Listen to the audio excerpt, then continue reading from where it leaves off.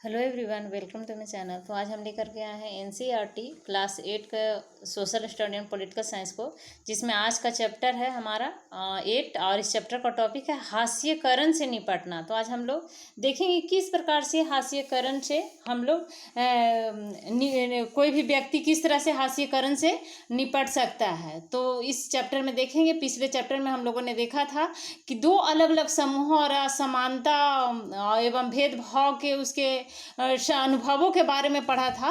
और ये समूह भले ही कम ताकतवर हो, लेकिन उन्होंने अलग थलग कर दिए जाने या फिर औरों के वर्चस्व का विरोध किया है, अपनी आवाज़ उठाई है और संघर्ष करते रहे हैं। तो उन्होंने अपने लंबे इतिहास में विभिन्न प्रकार की रणनीतियों के सहारे हालात को बदलने का प्रयास किया है। धार्मिक संतावना और सशस्त्र संघर्ष, आत्म परिष्कार और शिक्षा और आर्थिक बेहतरी के लिए, अपनी स्थिति में सुधार के लिए उन्होंने तरह तरह के रास्ते भी अपनाए हैं। संघर्ष का कौन सा रास्ता चुना जाएगा यह हर एक मामले में उन हालात पर निर्भर करता है। जिस प्रकार के हालात होंगे, जिस प्रकार के हालात उत्पन्न होते हैं, उन हालात पर रास्ता को चुना जाता है किसी चीज़ को निपटने के लिए, किसी चीज़ से संघर्ष करने के लिए। तो संघर्ष का कौन सा रास्ता चुना जाएगा यह हर एक मामले में उन हालात पर निर्भर करता है जिसमें हाशियाई समुदाय रहते हैं। तो इस चैप्टर में हम लोग देखेंगे कि किस प्रकार से कोई भी समस्याएं जब आता है किसी प्रकार का, तो कौन सा रास्ता चुना जाता है उसे संघर्ष करने के लिए। इस चैप्टर में यही हम लोग पढ़ेंगे।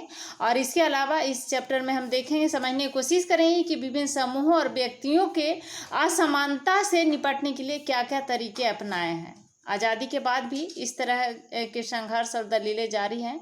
हालांकि उनका स्वरूप बदल गया है पहले के अपेक्षा। पहले उनका स्वरूप कुछ और था, अभी उसका स्वरूप कुछ और है। तो आज हमारे देश के आदिवासी, दलित, मुसलमान, औरतें एवं अन्य हाशियाई समूह यह दलील दे रहे हैं कि एक लोकतांत्रिक देश का नागरिक होने के नाते उन्हें भी बराबर के अधिकार मिलने चाहिए और उनके अधिकार की रक्षा होनी चाहिए।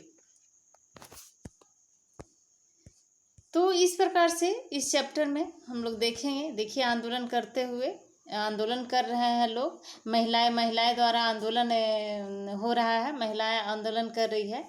तो इसी प्रकार से जो है सभी आदिवासी या फिर दलित वर्ग हों या फिर मुसलमान हों या फिर महिलाएं हों, तो अन्य हाशियाई समूह, जो भी हाशियाई समूह होते हैं, सब यह दलील दे रहे हैं कि एक लोकतांत्रिक देश का नागरिक होने के नाते उन्हें भी बराबर का अधिकार मिलने चाहिए और उनके अधिकार को रक्षे होने चाहिए। तो उनमें से बहुत सारे लोगों ने अपनी चिंताओं को दूर करने के लिए संविधान का भी सहारा लिया। हमारा संविधान में दिया गया है कि इस प्रकार से जिसको हाशिया पर ढकेल दिया गया है, तो उन लोगों के लिए हमारा संविधान में, उन लोगों के कल्याण के लिए भी हमारे संविधान में उसकी बात कही गई है। तो बहुत लोगों ने संविधान का भी सहारा लिया है। तो इसके लिए हम इस चैप्टर में इसको विशेष रूप से समझेंगे इस चैप्टर के द्वारा, और देखेंगे कि किस तरह से हास्यकरण से निपटना चाहिए।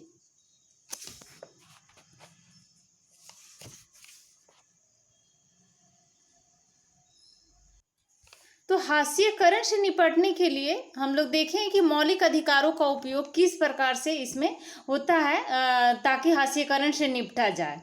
तो जैसा कि आपने इस पुस्तक के पहले चैप्टर में भी संविधान के हमने पढ़ाया भी है, इस वीडियो को अपलोड भी किया है, संविधान को पढ़ाया है। तो संविधान में ऐसे कई सिद्धांत सूत्रबद्ध किए गए हैं जो हमारे समाज और राज्य व्यवस्था को लोकतांत्रिक बनाते हैं। तो इन सिद्धांतों को मौलिक अधिकार के जरिए परिभाषित किया गया है।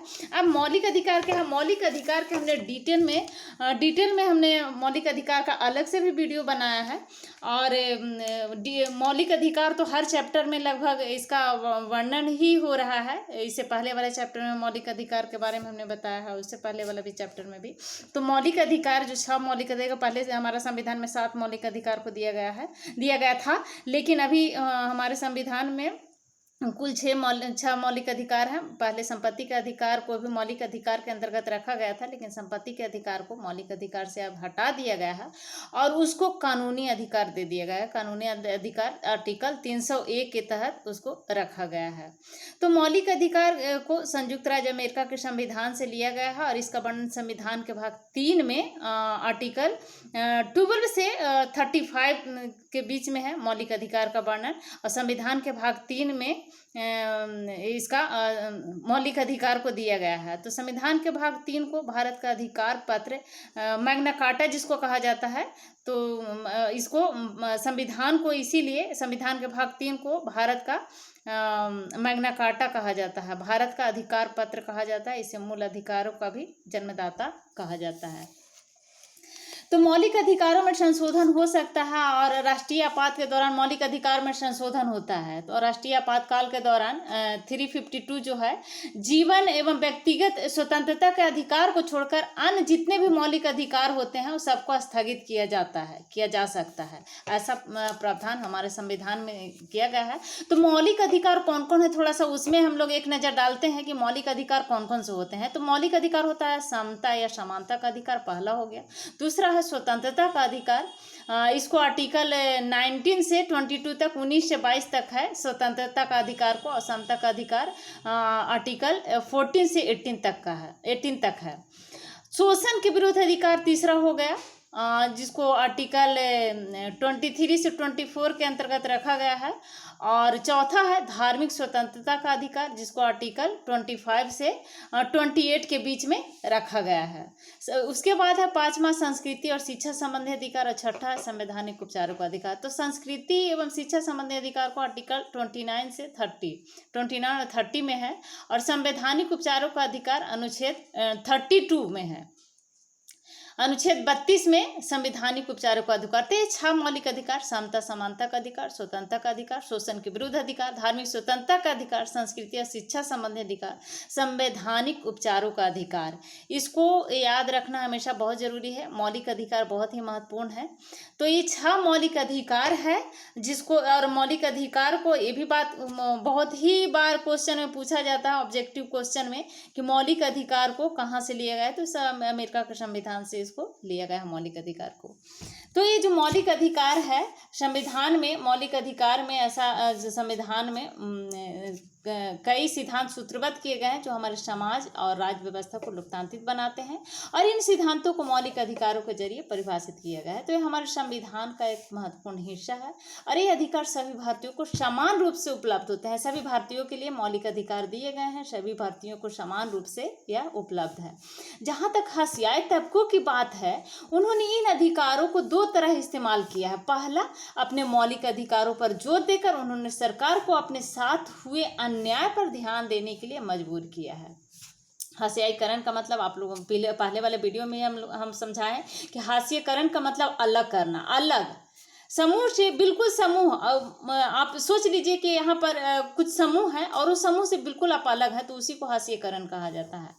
तो ये जो है हाशियाईकरण तबके के लोग जो हैं उन्होंने अधिकारों को 2 तरह से इस्तेमाल किया है। पहला है कि अपने मौलिक अधिकारों पर जोर देकर उन्होंने सरकार को अपने साथ हुए अन्याय पर ध्यान देने के लिए मजबूर किया है, और दूसरा, उन्होंने इस बात के लिए दबाव डाला है कि सरकार इन कानूनों को लागू करे। कई बार हसियाई तबकों के संघर्ष की वजह से ही सरकार को मौलिक अधिकारों की भावना के अनुरूप नए कानून बनाने पड़े हैं।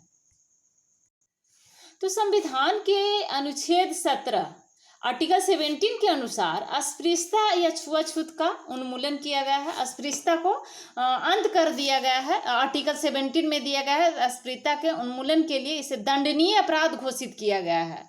आर्टिकल 17 के द्वारा अस्पृश्यता के उन्मूलन के लिए इसे दंडनीय अपराध घोषित किया गया है। इसका मतलब यह है कि अब कोई भी व्यक्ति दलित को पढ़ने, मंदिरों में जाने और सार्वजनिक सुविधाओं का इस्तेमाल करने से नहीं रोक सकता।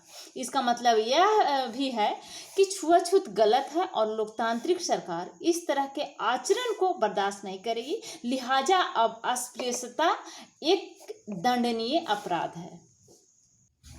तो संविधान में ऐसे दूसरे भी अनुच्छेद है जो अस्पृश्यता के खिलाफ है। जैसे आप देख लीजिए कि संविधान के आर्टिकल 15 में आर्टिकल 15 में कहा गया है कि भारत के किसी भी नागरिक के साथ धर्म, नस्ल, जाति, लिंग, जन्म स्थान के आधार पर भेदभाव नहीं किया जा सकता। आर्टिकल 15 में दिया गया है कि चाहे वह किसी भी धर्म का हो, किसी भी नस्ल का, किसी भी जाति का, किसी भी लिंग का, कहीं भी उसका जन्म स्थान हो, तो इसके आधार पर उस व्यक्ति के साथ किसी प्रकार का भेदभाव नहीं किया जा सकता है। राज्य के द्वारा धर्म, मूल वंश, जाति, लिंग एवं जन्म स्थान आदि के आधार पर नागरिकों के प्रति जीवन के किसी भी क्षेत्र में भेदभाव नहीं किया जाएगा। तो इसके यह जो है आर्टिकल 15 में दिया गया है, इसका प्रावधान किया गया है। तो इस तरह से यदि दलितों को लगता है कि कोई व्यक्ति या समुदाय, सरकार उनके साथ सही बर्ताव नहीं कर रही है, तो वे मौलिक अधिकारों का सहारा ले सकते हैं। उन्होंने बार बार भारत सरकार का ध्यान संविधान की ओर आकर्षित कराया भी है और इस बात पर जोर भी दिया है कि सरकार संविधान का पालन करे और उसे न्याय प्रदान करे। तो इसी तरह से मुसलमानों तथा अल्पसंख्यक समुदाय ने भी संविधान में दिए गए मौलिक अधिकारों का सहारा लिया है। उन्होंने धर्म और संस्कृति एवं शैक्षणिक अधिकारों की स्वतंत्रता के अधिकार पर जोर दिया है।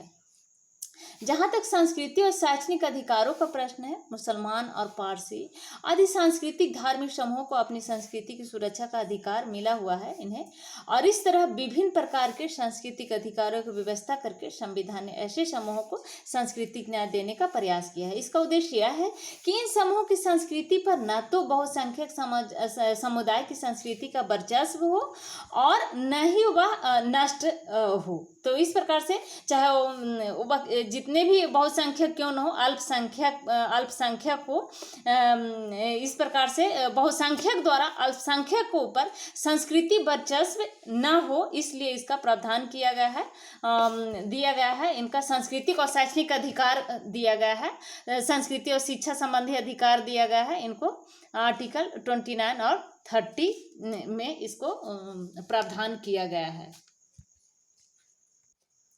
तो आर्टिकल 29 के तहत अल्पसंख्यक वर्ग के हितों का संरक्षण की बात कही गई है। कोई भी अल्पसंख्यक वर्ग अपनी भाषा, लिपि और संस्कृति को सुरक्षित रख सकता है और केवल भाषा, जाति, धर्म और संस्कृति के आधार पर उसे किसी भी सरकारी शैक्षिक संस्था में प्रवेश से नहीं रोका जाएगा। आर्टिकल 30 में दिया गया है कि शिक्षा संस्थाओं की स्थापना और प्रशासन करने का अल्पसंख्यक वर्गों का अधिकार, इसमें अधिकार की बात कही गई है। कोई भी अल्पसंख्यक वर्ग अपनी पसंद का शैक्षणिक संस्था चला सकता है और सरकार उसे अनुदान देने में किसी भी तरह की भेदभाव नहीं करेगी। यह आर्टिकल 29 और 30 में इसका प्रावधान किया गया हमारा। अब नेक्स्ट पॉइंट है हाशियाई तबकों के लिए कानून। तो जैसा कि आपने पढ़ा था कि सरकार अपने नागरिकों की रक्षा के लिए कानून बनाती है, लेकिन सरकार केवल इसी तरह कार्रवाई नहीं करती। हमारे देश में हाशियाई तबकों के लिए खास कानून और नीतियां बनाई गई है। बहुत सी नीतियां या योजनाएं किसी समिति की सिफारिशों या सर्वेक्षण आदि के नतीजों पर आधारित होती है। सरकार इस तरह की नीतियों को प्रोत्साहन देती है ताकि खास तबकों को सही अवसर उपलब्ध कराए जा सके। नेक्स्ट पॉइंट है सामाजिक न्याय को प्रोत्साहन। संविधान को लागू करने के लिए राज्य और केंद्र सरकारें जनजातीय आबादी वाले, भरी दलित आबादी वाले इलाकों में विशेष प्रकार की योजनाएं लागू करती है। जैसे कि कई स्थान पर दलितों और आदिवासियों को सरकार की ओर से मुफ्त या फिर रियायती दरों पर छात्रावास की सुविधा उपलब्ध कराई गई है, ताकि वे शिक्षा संबंधी जो सुविधाएं हैं उसको हासिल कर सके, जो मुमकिन है कि उनके इसके अपने इलाकों में उपलब्ध नहीं हो। तो कुछ जरूरी सुविधाएं मुहैया कराने के अलावा सरकार कानूनों का भी इस्तेमाल करती है ताकि व्यवस्था में निहित असमानता को खत्म किया जा सके। जो हमारे बीच जो असमानता की खाई बना हुआ है, तो उसके लिए सरकार सुविधा मुहैया कराती है इन अल्पसंख्यकों के लिए कि और कानून बनाती है और कानून बना करके इसको इस्तेमाल करती है ताकि व्यवस्था में निहित असमानता को खत्म किया जा सके, निहित असमानता को खत्म करने के लिए ठोस कदम उठाया जा सके। आरक्षण की व्यवस्था इसी तरह का एक महत्वपूर्ण कानून नीति है। इसी के तहत आरक्षण की भी व्यवस्था की गई है। तो आरक्षण की भी बात कही गई है हमारे संविधान में। तो आरक्षण कानून नीति भी है और यह महत्वपूर्ण होने के साथ बेहद विवादास्पद भी है। बहुत ही महत्वपूर्ण है ये कानून नीति जो है, आरक्षण कानून नीति बहुत ही महत्वपूर्ण है और विवादास्पद भी है। तो शिक्षा संस्थानों और सरकारी नौकरियों में दलितों व आदिवासियों के लिए सीटों के आरक्षण का कानून एक महत्वपूर्ण स्तर पर आधारित है। इसके पीछे समझ यह है कि हमारे जैसे समाज में जहां कुछ तबकों के सदियों तक पढ़ने लिखने और नई निपुणताएं हासिल करने के अवसरों से वंचित रखा गया है, वहां लोकतांत्रिक सरकार को इन तबकों की सहायता के लिए ठोस कदम उठाने चाहिए। हमारा लोकतंत्र, हमारा भारत एक इसलिए लोकतांत्रिक देश होने के नाते इस पर ध्यान देने की जरूरत है। आरक्षण की नीति, इसी कारण से आरक्षण कानून बनाया गया। आरक्षण की नीति किस तरह काम करती है? देश भर की सभी राज्य सरकारों के पास अनुसूचित जातियां, अनुसूचित जनजातियां और पिछड़ी व अति पिछड़ी जातियों की अपनी अपनी सूचियां हैं। इसी तरह की एक सूची केंद्र सरकार के पास भी होती है। राज्य सरकार के अलावा केंद्र सरकार के पास भी इसी प्रकार की सूची होती है, जो विद्यार्थी शैक्षणिक संस्थानों में दाखिले के लिए या फिर जो उम्मीदवार सरकारी नौकरियों के लिए आवेदन देते हैं, उन्हें जाति और जनजाति प्रमाण पत्र के रूप में अपनी जाति या फिर जनजाति का सबूत देना होता है। इस प्रकार से उनको आरक्षण मिलता है। तो अगर कोई खास दलित जाति या जनजाति सरकारी सूची में है, तो उस जाति या जनजाति को जो सरकारी सूची बनाया गया है उसमें उन्हें सूची में उनको प्रमाण देना पड़ता है। अगर उस सूची में, सरकारी सूची में है, तो उनको इस प्रकार से उसे जाति जनजाति उम्मीदवार का आरक्षण का लाभ मिलता है और इस प्रकार से वे लाभ उठाते भी हैं। तो कॉलेजें, खास तौर से मेडिकल कॉलेज जैसे पेशेवर संस्थानों में दाखिले के लिए सरकार ने कट ऑफ या फिर न्यूनतम अंक सीमा तय भी की है। राज्य सरकार के द्वारा भी और केंद्र सरकार के द्वारा भी इनका न्यूनतम कट ऑफ इसको सीमा तय किया गया है। इसका मतलब यह है कि संस्थानों में सभी दलित और आदिवासी उम्मीदवार दाखिला नहीं पा सकते। इनमें उन्हीं दलित और आदिवासी विद्यार्थियों को दाखिला मिल सकता है जिन्होंने परीक्षाओं में अच्छा प्रदर्शन किया है और न्यूनतम अंक सीमा से ज़्यादा अंक प्राप्त किए हैं। तो सरकार इन विद्यार्थियों को विशेष छात्रवृत्ति भी देती है। 9वीं कक्षा की राजनीति विज्ञान की पुस्तक में भी आप इसके बारे में पढ़ा होगा। अनपिछड़े वर्गों के लिए आरक्षण की व्यवस्था के बारे में और विस्तार से भी जाना होगा आपने। अब नेक्स्ट पॉइंट है दलितों और आदिवासियों के अधिकारों की रक्षा। तो हसियाई समुदाय को भेदभाव और शोषण से बचाने के लिए नीतियों के अलावा हमारे देश में कई कानून भी बनाए गए हैं। तो आइए यहाँ एक सच्ची घटना पर आधारित इस केस स्टडी को पढ़कर जाने कि अपनी रक्षा के लिए दलित इन कानूनों को किस तरह इस्तेमाल करते हैं। यह जगह है मालगुर गांव के लोग एक बड़े त्योहार की तैयारी में जुटे हैं। यहाँ हर 5 साल में एक बार स्थानीय देवता की पूजा की जाती है। 5 दिन चलने वाली यह उत्सव होता है और आसपास के 20 गांव के पुजारी इकट्ठा होते हैं। तो इस कार्यक्रम की शुरुआत में दलित समुदाय का एक व्यक्ति सारे पुजारियों के पैर धोता है और धोवन के इस पानी से नहाता है।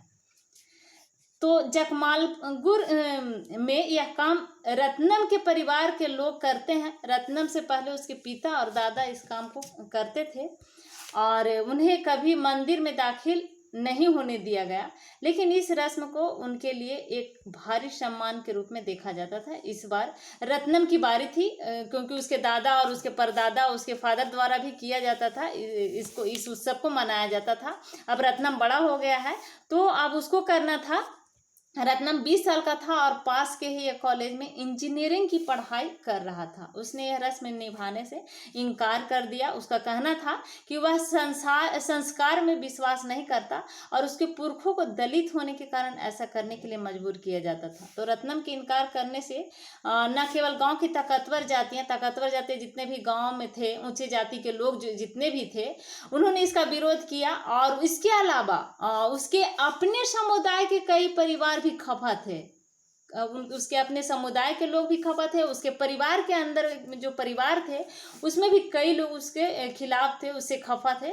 ऊंची जाति के लोगों को यह देखकर हैरानी थी कि कच्ची उम्र का एक नौजवान उसका हुक्म मानने से इनकार कर रहा है। उनको लगता था कि रत्नम की पढ़ाई लिखाई ने उसे बिगाड़ दिया है और वह खुद को उनके बराबर मानने लगा है। तो रत्नम की जाति के लोग भी ऊंची जाति वाले के गुस्से की आशंका से डरे हुए थे। जो रत्नम के समुदाय के लोग भी थे, जो उसके रत्नम के जाति के लोग भी थे, वे भी ऊंची जाति वाले लोगों का जो समुदाय था उनसे डरे हुए थे। उनमें से बहुत सारे स्वर्णों के खेत खलिहानों में दिहाड़ी, स्वर्णों किसको कहा गया, ऊंची जाति के लोगों को स्वर्ण कहा गया यहाँ पे।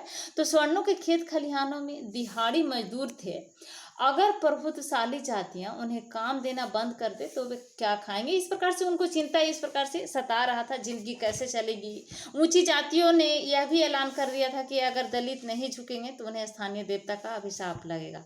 रत्नम का कहना था, रत्नम के द्वारा ये रत्नम की तरफ से यह दलील दी गई थी कि चूंकि आज तक एक भी दलित मंदिर के भीतर नहीं गया है, इसलिए देवता के उन पर गुस्सा होने का सवाल ही नहीं उठता। रत्नम की तरफ से दलील दिया गया। रत्नम ने इस बात को सबके समझ रखा।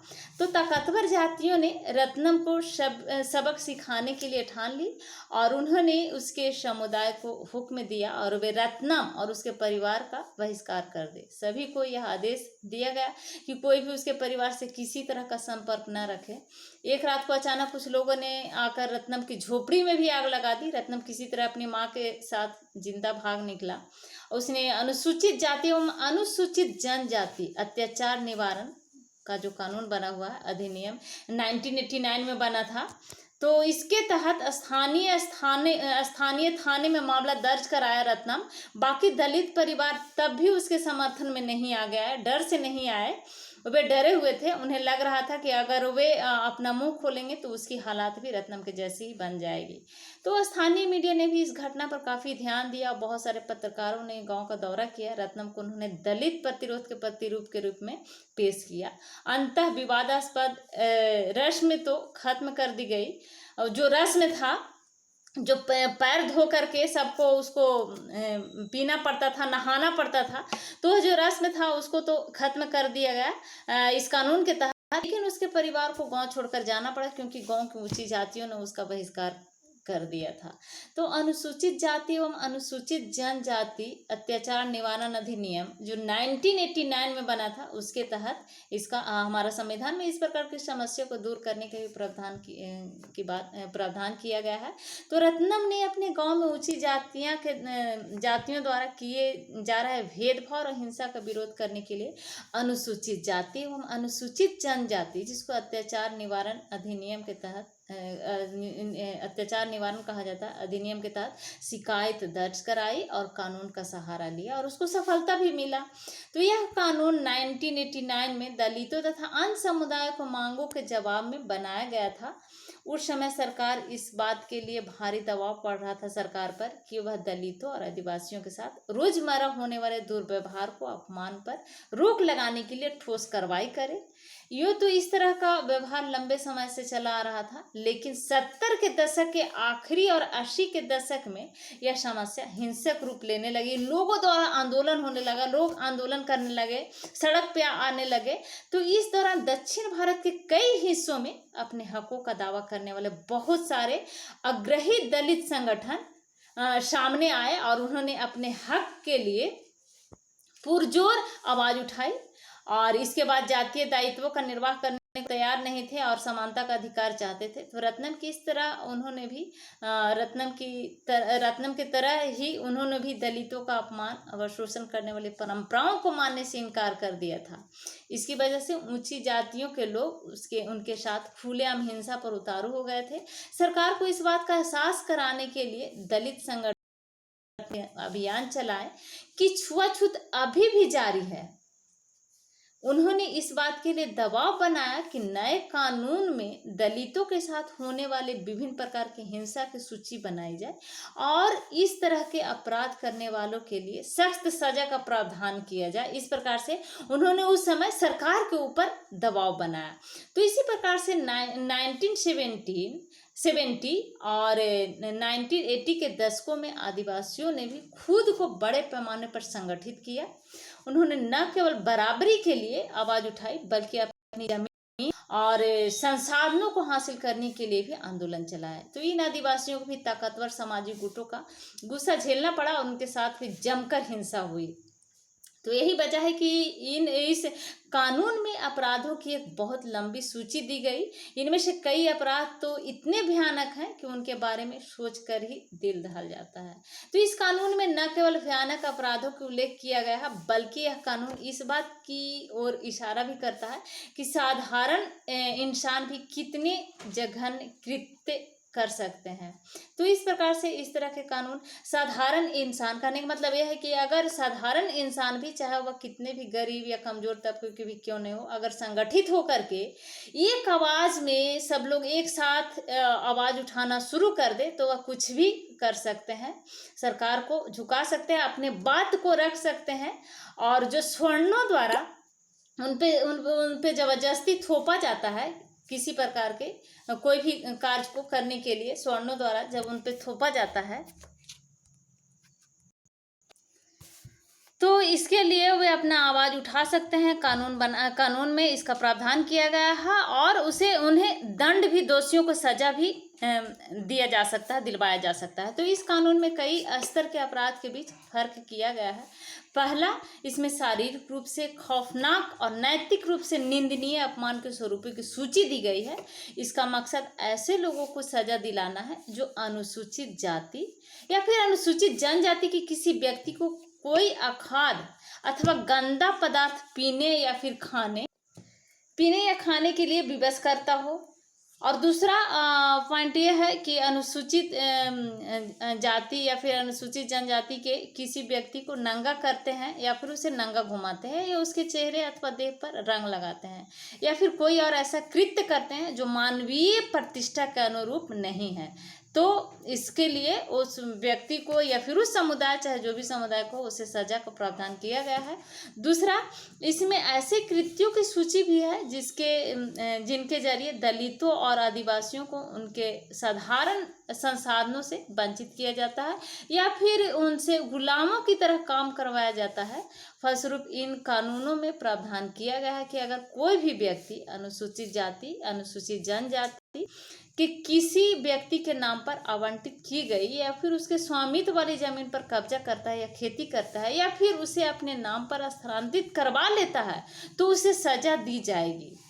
और एक और स्तर पर यह कानून इस बात को मान्यता देता है कि दलित एवं आदिवासी महिलाओं के खिलाफ होने वाले अपराध एक खास तरह के अपराध है, इसलिए ऐसे लोगों को दंडित करने की व्यवस्था की गई है जो अनुसूचित जाति या फिर अनुसूचित जाति की किसी महिला को अपमानित करने के लिए उस पर हमला करते हैं, उसके साथ जोर जबरदस्ती करते हैं। तो इनको इस कानून के द्वारा उनको सजा की बात कही गई है, सजा भी दिलाया जाता है और सजा होती है।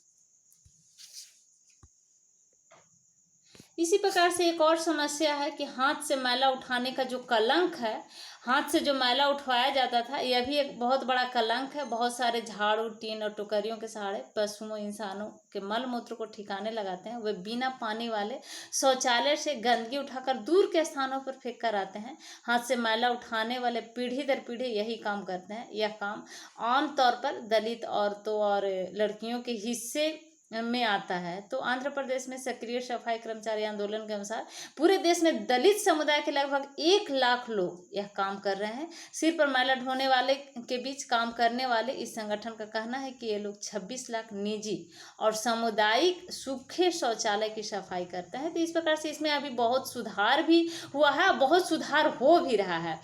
तो सिर पर मैला ढोने वाले बेहद अमानवीय स्थितियों में काम करते हैं। इस काम के कारण उनके स्वास्थ्य को गंभीर खतरा बना रहता है। वे लगातार ऐसे संक्रमण के खतरे में रहते हैं जिससे उनकी आंखें, त्वचा, श्वसन तंत्र और पाचन तंत्र पर असर पड़ सकता है।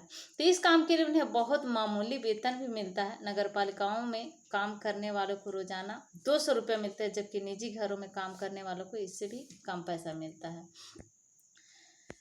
तो भारतीय संविधान में अस्पृश्यता की प्रथा को खत्म किया जा चुका है, फिर भी हाथ से मैला उठाने वालों को कई जगह अछूत माना जाता है। गुजरात के भंगी, आंध्र प्रदेश के पाखी और तमिलनाडु के शिकलयार इसी श्रेणी में आते हैं। यहाँ के लोगों को जो हाथ से मैला उठाते हैं उनको अस्पृश्य माना जाता है, अछूत माना जाता है। आमतौर पर उन्हें गांव के किनारे अलग टोला में रहना पड़ता है। उन्हें मंदिर, सार्वजनिक जल सुविधाओं आदि के पास भटकने भी नहीं दिया जाता है। तो 1993 में सरकार ने employment of manual scavengers and construction of dry latrines act 1993 पारित किया था। यह कानून सिर पर मैला उठाने वालों को काम पर रखने और सूखे शौचालय के निर्माण पर पाबंदी लगाता है।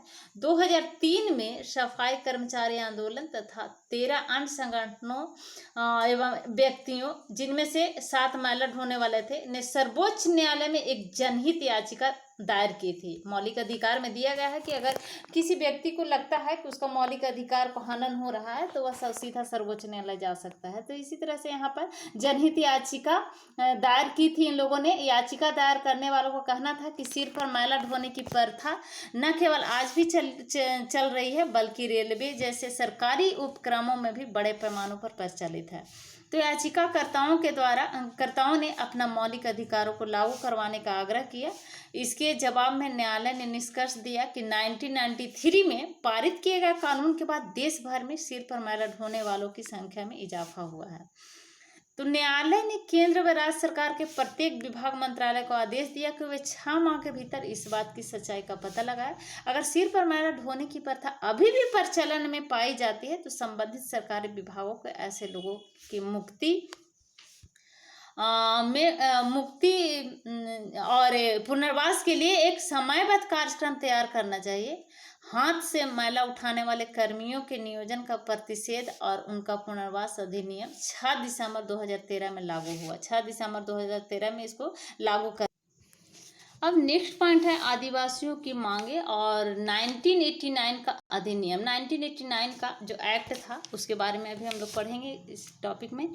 तो 1989 का अधिनियम एक और वजह से महत्वपूर्ण है। आदिवासी कार्यकर्ता अपनी परंपरागत जमीन पर अपने कब्जे की बहाली के लिए इस कानून का सहारा लेते हैं। जैसा कि आपने पिछले चैप्टर में भी पढ़ा था, अपनी जमीन छोड़ने और जबरन विस्थापन से आदिवासियों को भारी परेशानी होती थी। कार्यकर्ताओं का कहना है कि जिन लोगों ने आदिवासियों की जमीन पर जबरदस्ती कब्जा कर लिया है उन्हें इस कानून के तहत सजा दी जानी चाहिए।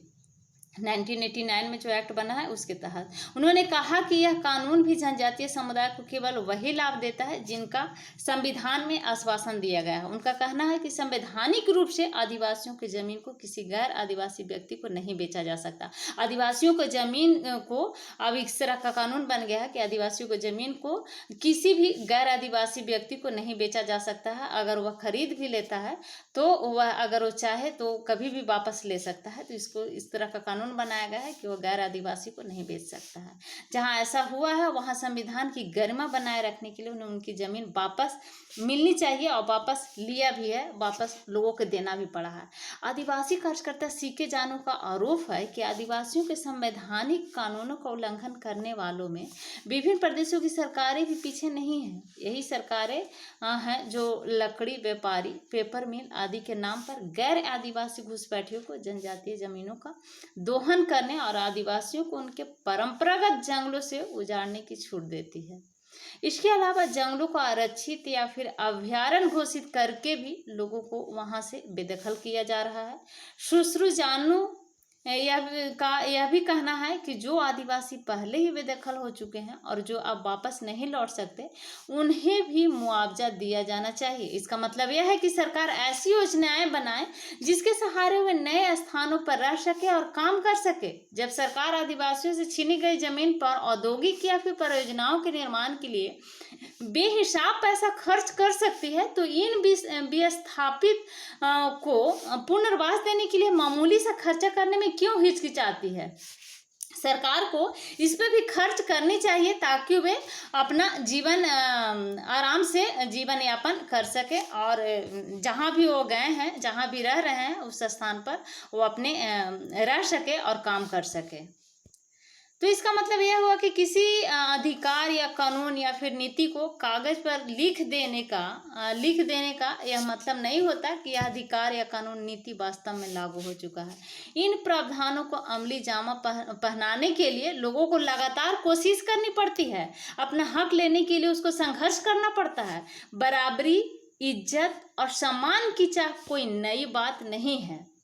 इसी प्रकार से हास्यकरण से यही सब तरीकों से जो एक्ट है, जो प्रावधान किया गया है, जो एक्ट बनाया गया है, उसी एक्ट के तहत हास्यकरण से निपटना होता है और निपट सकते हैं। तो यह बात हमारे पूरे इतिहास में विभिन्न रूपों से दिखाई देती है। इसी प्रकार लोकतांत्रिक समाज में भी संघर्ष, लेखन, सौदेबाजी और संगठन कर्ता की प्रक्रियाएं जारी रहनी चाहिए।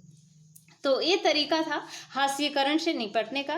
तो अगर अभी तक आपने सब्सक्राइब नहीं किया है तो प्लीज़ सब्सक्राइब करना ना भूलें। सब्सक्राइब ज़रूर करें, लाइक करें एंड शेयर करें। Thank you.